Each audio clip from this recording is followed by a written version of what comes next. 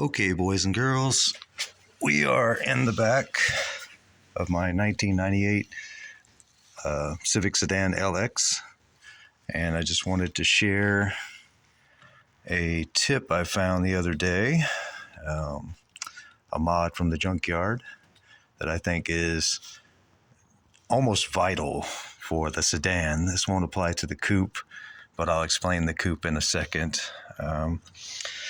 So with this sedan, I used to have an IS300, and its handling capabilities were pretty crazy, even stock.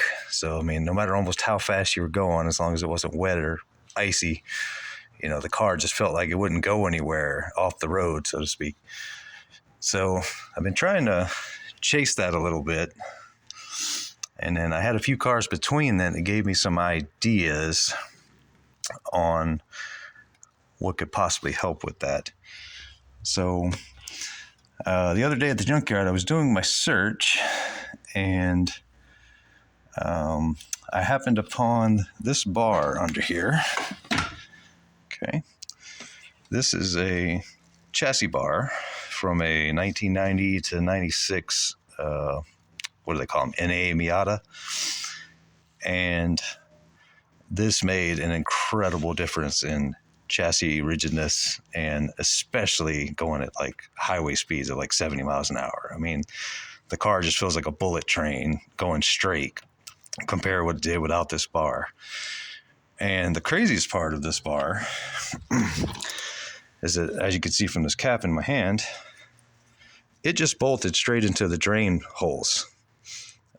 Literally, like, you didn't have to grind them, you didn't have to hollow them out. I mean, they literally just come out straight to the chassis. You just put a nut on the other side, and I have these super thick washers. I think they're like 1/8 inch or something like that came off a hitch. But yeah, it literally took like 5 minutes to bolt this thing in.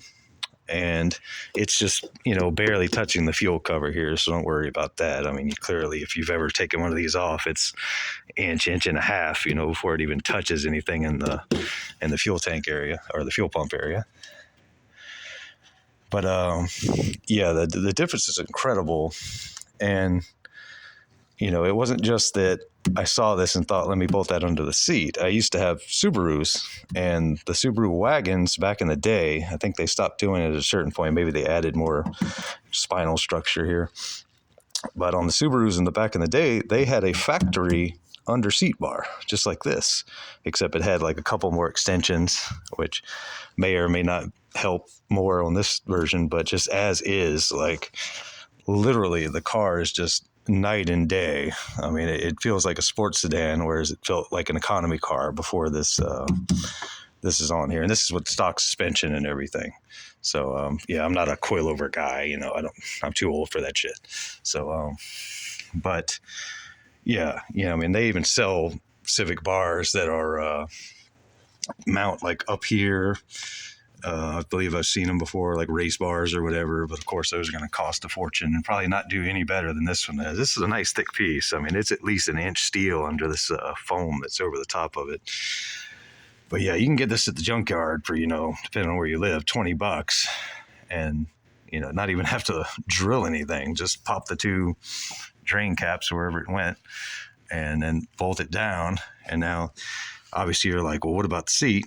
And yes, I will have to trim about 1 inch or so of this foam just to get it to sit down all the way, maybe more. But I mean, normally I am a guy that if it's like, oh, this better make a hell of a lot of difference, or I'm not going to go through the trouble of trimming the foam, or that kind of thing. But this was night and day. I mean, I do have a rear sway bar that was added to this car. Obviously, they don't have them factory, except for the SI.